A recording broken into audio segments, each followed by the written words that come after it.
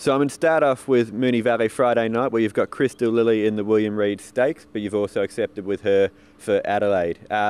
You must have been happy with the way she ran in the Newmarket. Yeah, no, it was a terrific run and changed the tactics a bit. We just let her stroll along and go in her own stride, and we were really pleased with the way she went. And the best thing about it, she's really improved in herself and probably looks as good as she did, Golden Slipper Day.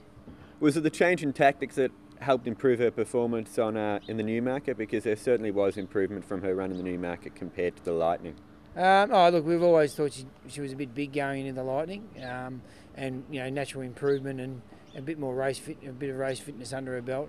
But also we just let her stride instead of sitting sprinting, which is probably not her caper. But we're really pleased with the way she's come through, and she's on her work on Tuesday. Wherever she goes, she'll be pretty competitive. What do you think of Black Caviar? Oh, look, possibly the only way she get beat at Moonee Valley, she gets into trouble.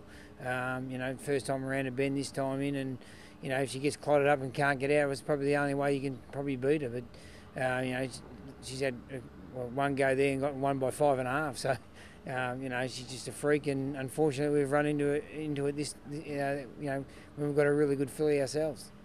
In the Sunline Stakes 1600 metre race, you've got Red Flare, who's been racing well.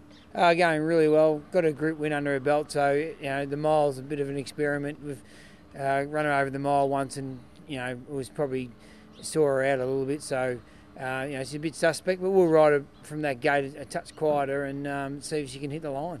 So you wouldn't want them going really hard in that race then, given that she's sus at the mile?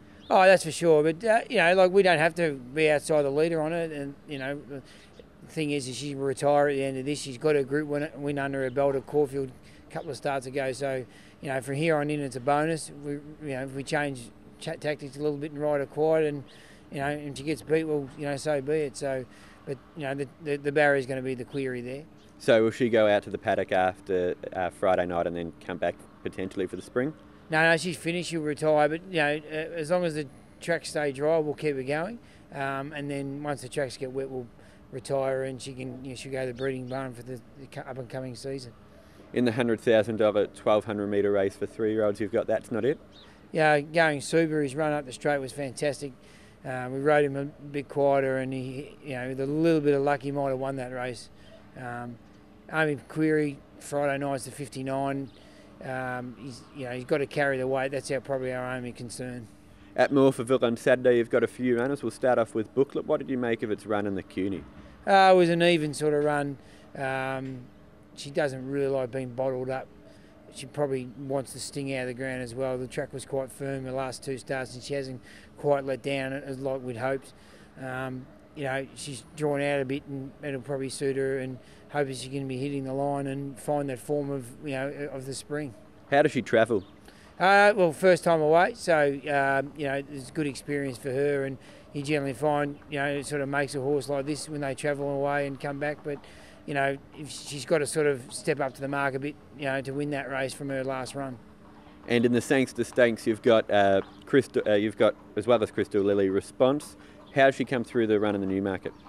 Super. Her run was terrific, and her section was outstanding in the Newmarket. Probably just got a bit far out of her ground, and when they sprinted the 800, got a little bit left flat-footed. So, from that barrier, it might be in the right position by that time of the day. So, on paper, that the Sangster Stakes for Response looks like an ideal race for her. Is that how you make it? Oh yeah, for sure. Look, there's some quality mares in there, and if Crystal Lily happens to run there, she's not an easy horse to run down, but it looks like a really nice race for her. She's come through her 2 runs fantastic, and she's probably at her peak right now, and we're pretty pleased that this race has come about now, and I think she'll be pretty hard to beat. Is this her grand final?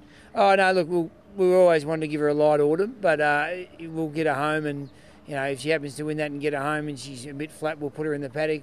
We can always go up to Sydney for something like the up and coming or something like that. So we'll basically see how she is, but it was always intention to have a light autumn, because she had a pretty hard spring.